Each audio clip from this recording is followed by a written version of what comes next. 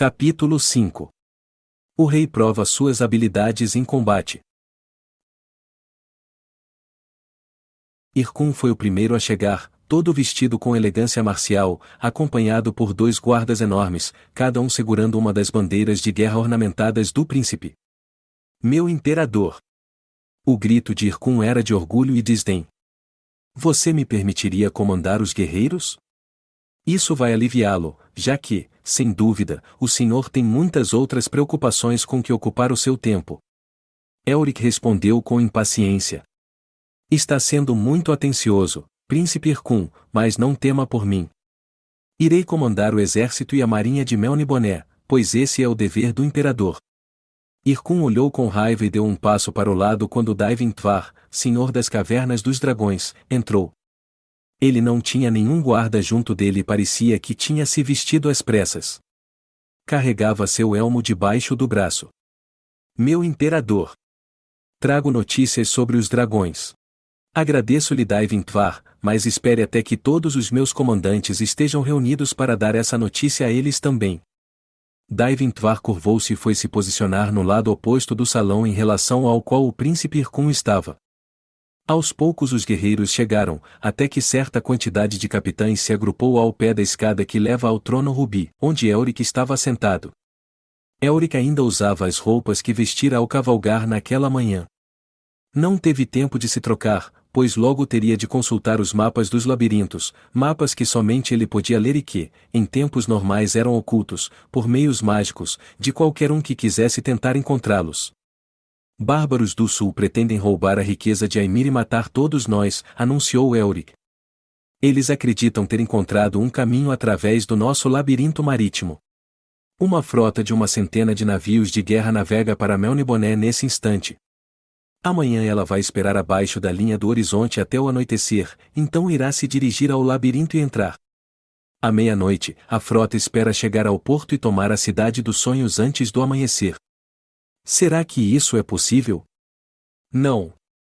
Todos responderam em uníssono. Não. Elric sorriu perguntando. Mas como podemos desfrutar desta pequena guerra que eles nos oferecem? Irkun, como de costume, foi o primeiro a bradar. Vamos ao encontro deles agora. Com dragões e transportes de batalha. Vamos persegui-los até sua própria terra e levar a guerra de volta até eles. Vamos atacar suas nações e queimar suas cidades. Conquistá-los, e assim, assegurar nossa própria segurança. Foi então a hora de Daivin Tvar finalmente falar. Não teremos os dragões, disse ele. O quê? Como? Disse Irkun voltando-se para Tvar. Não há dragões, príncipe, eles não poderão ser despertados. Os dragões dormem em suas cavernas, exaustos pela última ação que o Senhor designou. Eu designei? Sim, o Senhor quis usá-los em nosso conflito contra os piratas vilmirianos. Eu havia lhe dito que preferia guardá-los para uma ação de maior importância. Mas o Senhor os levou contra os piratas para queimar seus barcos e agora os dragões estão adormecidos. Irkun ficou com a expressão fechada. Olhou para Elric. Eu não esperava que. Elric levantou sua mão. Nós não precisaremos usar nossos dragões até que sejam extremamente necessários. Este ataque dos bárbaros do sul não é nada. Mas devemos conservar nossa força e aguardar o momento propício. Deixe-os pensar que estamos despreparados. Deixe-os entrar no labirinto. Uma vez que todos os 100 navios tiverem atravessado, nós os trancamos, bloqueamos todas as rotas para dentro e para fora do labirinto. Sem saída, eles serão esmagados por nós. Irkun olhava para baixo, inconformado, evidentemente desejando poder encontrar alguma falha no plano. O alto e velho almirante Magun Colin, em sua armadura verde-água, adiantou-se e fez uma reverência dizendo: Os veículos de batalha dourados de Aimir estão prontos para defender a cidade, meu soberano. Levará tempo, contudo, para manobrá-las até a posição. Tenho dúvidas se todas irão caber no labirinto de uma só vez. Então leve algumas delas para lá agora e esconda-as em torno da costa, para que possam esperar pelos sobreviventes que conseguirem escapar ao nosso ataque. Instruiu Elric. Um plano bem inteligente, meu senhor. Magun Colin se inclinou em reverência e retornou para junto de seu grupo. O debate continuou por algum tempo até que finalmente estavam prontos para partir. Mas, então, o príncipe Irkun vociferou mais uma vez. Repito a minha oferta ao imperador. Sua pessoa é valiosa demais para se arriscar na batalha. Minha pessoa é inútil. Deixe-me comandar os guerreiros tanto da terra como do mar, enquanto o imperador pode permanecer no palácio, sem ser incomodado pela batalha, confiante de que ela será vencida e que os bárbaros do sul serão derrotados. Talvez você tenha um livro que deseja terminar de ler, certo? Elric sorriu. Mais uma vez eu agradeço a sua preocupação, príncipe Irkun. Mas o imperador deve exercitar o corpo, bem como a mente. Irei comandar os guerreiros amanhã.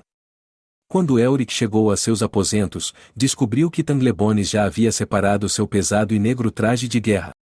Ali estava a armadura que havia servido a uma centena de imperadores de Melniboné, uma armadura que foi forjada com feitiçaria para ganhar força inigualável no reino da terra, que poderia até mesmo, se os rumores fossem verdade, resistir aos golpes das espadas míticas, Stormbringer e Morningblade, que já foram manuseadas pelo mais cruel de todos os cruéis governantes de Melniboné, antes de serem tomadas pelos senhores dos mundos superiores e escondidas para sempre em um reino onde mesmo eles raramente ousavam ir.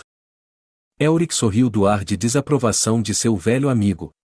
Vai ser melhor assim, pois não posso dirigir pessoalmente as barcas para suas posições. Sou necessário para comandar a batalha, e farei isso melhor se estiver descansado. Se o senhor acha que é bom meu rei, então é bom. Tanglebones, você parece espantado, e muito ansioso para me colocar dentro dessa coisa e me ver desfilar nela como se eu fosse o próprio Erioque. A mão de Tanglebones voou para sua boca como se ele próprio tivesse falado as palavras, não o seu mestre, e ele estivesse tentando bloqueá-las. Seus olhos se arregalaram. Elric riu. Você acha que falo heresias, hein? Bem, já falei coisas piores sem que qualquer maldição caísse sobre mim. Tanglebones, em Melniboné, os imperadores controlam os demônios, e não o contrário. Assim o dizes, meu senhor. É a verdade. Elric saiu da sala, chamando pelos seus serviçais. A febre da guerra começava a tomar conta dele e isso o deixava eufórico. Agora ele já estava coberto por seu vestuário negro completo, a carapaça maciça, o gibão acolchoado, as longas grevas, as manoplas de malha. Ao seu lado estava uma espada, que dizia-se ter pertencido a um herói humano chamado Albec. Descansando sobre o convés, contra o trilho dourado da ponte, estava seu grande e redondo escudo, com a figura do dragão em mergulho durante o voo. E um elmo estava em sua cabeça, um elmo negro, com uma cabeça de dragão esticando o pescoço e suas asas bem abertas para o alto, com a cauda enrolada às costas. O elmo era todo negro, mas dentro dele havia uma sombra branca de onde brilhavam dois orbes escarlates. Das laterais do elmo escapavam alguns tufos de cabelo branco como leite, ou como fumaça a escapar de um prédio em chamas. E quando o elmo se iluminou com a pouca luz que vinha da lanterna pendurada na base do mastro principal, uma sombra branca revelou feições finas e belas. Um nariz reto, os lábios curvados, olhos oblíquos. O rosto do imperador Elric de Melniboné fitava a escuridão do labirinto enquanto ouvia os primeiros sons da aproximação dos invasores pelo mar. Ele estava em pé na ponte do grande veículo de batalha dourado que, como todos do tipo, se assemelha a um zigurate flutuante equipado com mastros, velas, remos e catapultas. O navio se chamava o Filho de Piauí e era, nau capitânia da frota. O grande almirante Magun Colin estava ao lado de Elric. Assim como Daivin Tvar, o almirante era um dos poucos amigos próximos de Elric. Ele conheceu Elric a vida toda e o incentivou a aprender tudo o que podia sobre como comandar navios de combate. Em seu íntimo, Magun Colin temia que Elric fosse muito intelectual e introspectivo para governar Melniboné, mas aceitou o direito de Elric em governar e ficava irritado e impaciente com discursos como os de Irkun. O príncipe Irkun também estava a bordo da nau Capitânia, neste momento estava abaixo, inspecionando as máquinas de guerra. O Filho de Piauí estava ancorado em uma enorme gruta, uma das centenas construídas nas paredes do labirinto, sendo esta concebida apenas para um fim, ocultar um veículo de batalha. Havia apenas altura suficiente para os mastros, e largura suficiente para que os remos pudessem se mover livremente. Cada um dos dourados veículos de batalha era equipado por fileiras de remos, cada fileira contendo por volta de 23 remos de cada lado e, no caso do filho de Piauí, 3 sistemas de direção independentes, dianteiros e traseiros.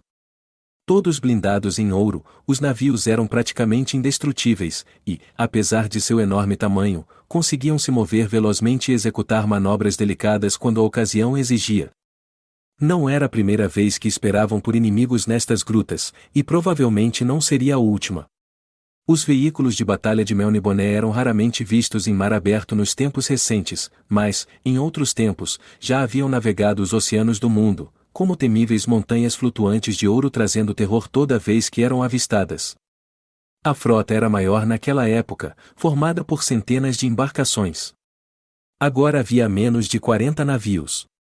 Mas, seriam suficientes. Na escuridão úmida, esperavam seus inimigos. Ouvindo o chicotear da água contra os lados do navio, Elric desejava ter sido capaz de conceber um plano melhor do que este. Ele tinha certeza de que iria funcionar, mas se arrependia por causa da perda de tantas vidas, tanto as dos melnibonianos quanto as dos bárbaros.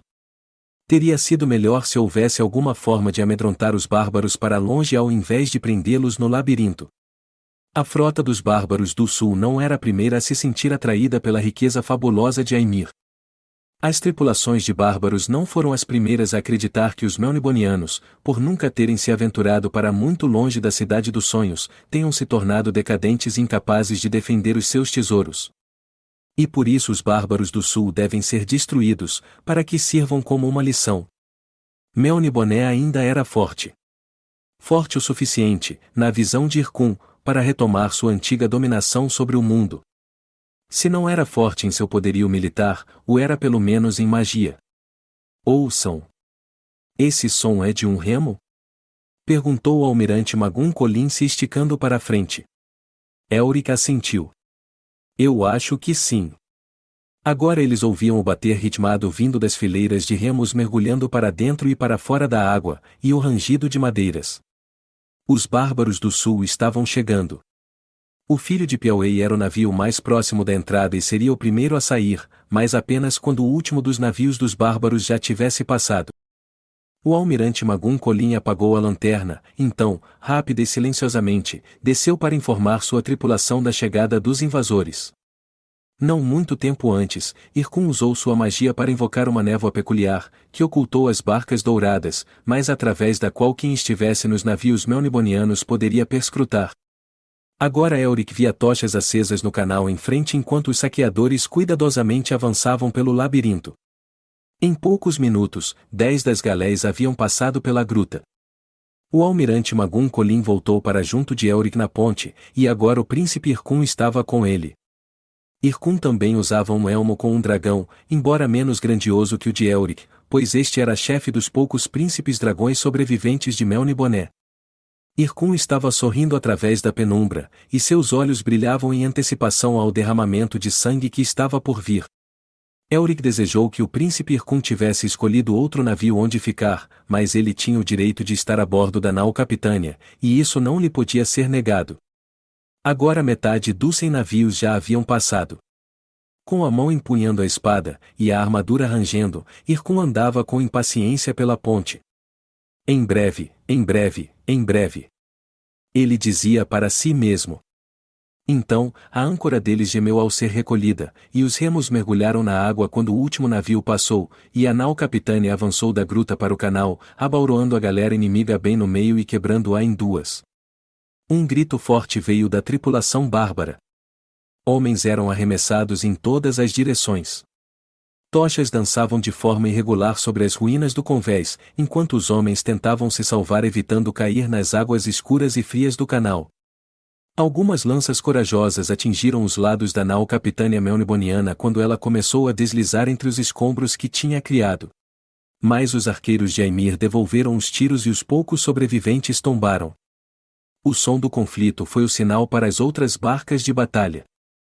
Em perfeita ordem, elas vieram dos dois lados dos muros altos de pedra. Deve ter parecido aos bárbaros, pasmos, que os grandes navios dourados tinham, na verdade, emergido da pedra sólida, como navios fantasmas cheios de demônios que atiravam chuvas de lanças sobre eles. O canal todo era uma confusão e uma mistura de gritos de guerra ecoou, e o choque de aço sobre aço era como o sibilar selvagem de uma cobra monstruosa. A própria frota de ataque lembrava uma cobra que havia sido partida em uma centena de pedaços pelos altos e implacáveis navios dourados de Melniboné. Estes navios pareciam quase serenos enquanto se moviam contra os seus inimigos. Mas os bárbaros do sul eram bravos e mantiveram suas cabeças no lugar após o espanto inicial. 3 de suas galés dirigiram-se diretamente para o filho do Piauí, reconhecendo-a como a nau principal. Flechas de fogo voaram para o céu e caíram em seu convés que era de madeira e não protegida pela blindagem dourada, provocando fogo onde caíam, ou levando chamas mortais aos homens que atingiam. Elric levantou seu escudo acima da cabeça e 2 flechas o atingiram, espirrando as chamas para o convés mais abaixo. Ele saltou sobre a murada, seguindo as chamas, caindo no convés maior e mais exposto, onde seus guerreiros estavam se agrupando, prontos para lidar com a onda de ataque. Catapultas lançaram bolas de fogo azul através da escuridão, errando por pouco 3 galés inimigas. Outra saraivada se seguiu e uma massa incandescente atingiu o mastro da galé mais distante, explodindo sobre o convés e espalhando chamas enormes em tudo que conseguiu tocar. Arpéus foram lançados e atingiram o primeiro navio, arrastando-o para perto. Elric foi um dos primeiros a saltar para o convés adversário, avançando rapidamente até encontrar o capitão dos bárbaros do sul com sua armadura grosseira coberta por uma túnica xadrez, segurando uma grande espada com ambas as mãos enormes, gritando para seus homens resistirem aos cães melnibonianos. Quando Elric se aproximou da ponte, 3 bárbaros armados com espadas curvas pequenas e escudos oblongos correram na direção dele. Seus rostos estavam cheios de temor, mas também de determinação, como se soubessem que iriam morrer, mas planejando causar o máximo de destruição que pudessem antes de terem suas almas tomadas.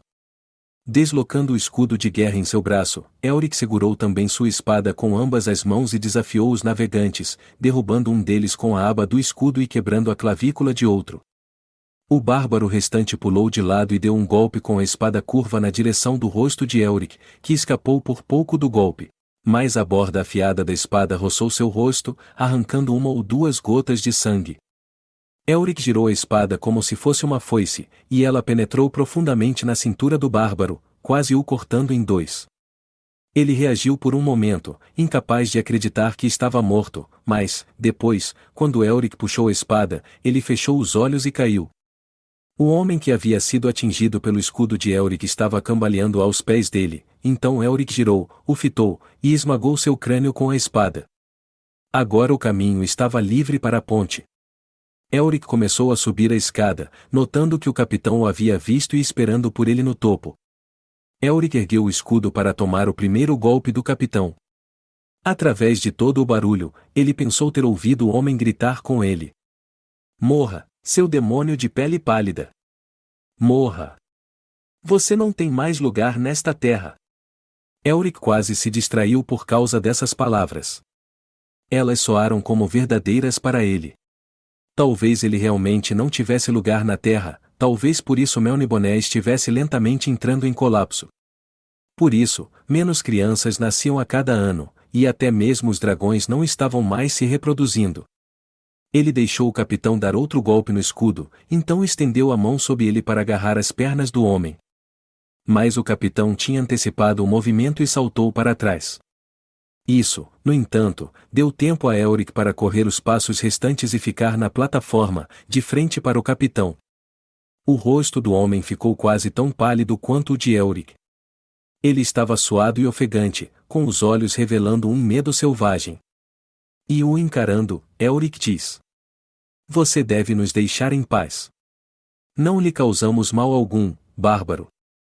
Quando foi a última vez que Melniboné investiu contra os reinos jovens? O capitão então responde: "Você nos faz mal com sua própria presença, cara branca. Sua feitiçaria, seus costumes, sua arrogância. Foi por isso que vieram aqui?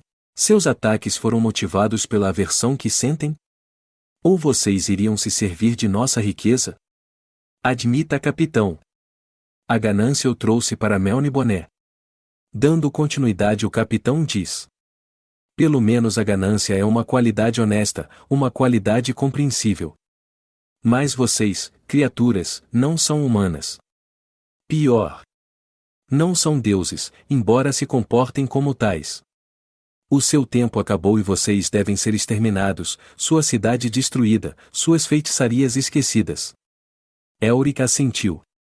Talvez você esteja certo, capitão. Eu estou certo. Nossos homens santos dizem o mesmo. Nossos videntes previram sua queda. Os próprios senhores do caos a quem vocês servem, provocarão o seu fim. Engana-se, os senhores do caos já não têm qualquer interesse nos assuntos de Melniboné. Eles levaram embora seu poder há quase 1000 anos. E talvez seja por isso que nosso próprio poder diminuiu. Ou talvez simplesmente nos cansamos do poder. Discutindo, Elric observava o capitão cuidadosamente, avaliando a distância entre eles. Seja como for, o seu tempo acabou. Disse o capitão enxugando a testa suada. Vocês devem ser destruídos de uma vez por todas. Foi então que ele gemeu ao ter sua couraça peitoral atravessada pela espada longa de Elric que penetrou em seu estômago e pulmões. Um joelho dobrado, uma perna esticada para trás, Elric começou a retirar a espada longa, olhando para o rosto do bárbaro que agora assumia uma expressão de reconciliação. Isso foi injusto, cara branca. Mal tínhamos começado a conversar e você interrompeu. Você é muito hábil. Que você pague eternamente no inferno superior. Adeus. Depois que o capitão caiu de bruços no convés, Elric cortou seu pescoço com a espada fazendo sua cabeça rolar para fora do corpo por sobre a ponte, onde foi chutada para fora dela até afundar nas águas frias e profundas. Então Irkun veio por trás de Elric, com um sorriso no rosto. Você luta ferozmente bem, meu senhor imperador. Aquele homem morto estava certo. Elric olha de volta e diz: certo? Certo? Sim. Na avaliação dele quanto à sua proeza. E, rindo, Irkun foi supervisionar seus homens que estavam acabando com os poucos invasores que restaram. Elric não sabia por que tinha se recusado a odiar Irkun antes. Mas agora odiava Irkun. Naquele momento, ele o teria matado de bom grado. Era como se Irkun tivesse olhado profundamente na alma de Elric e expressado desprezo pelo que viu lá. Subitamente Elric foi dominado por um tormento cheio de raiva e desejou de todo o coração que não fosse um Melniboniano, que não fosse um imperador, e que Irkun jamais tivesse nascido. Fim do capítulo 5.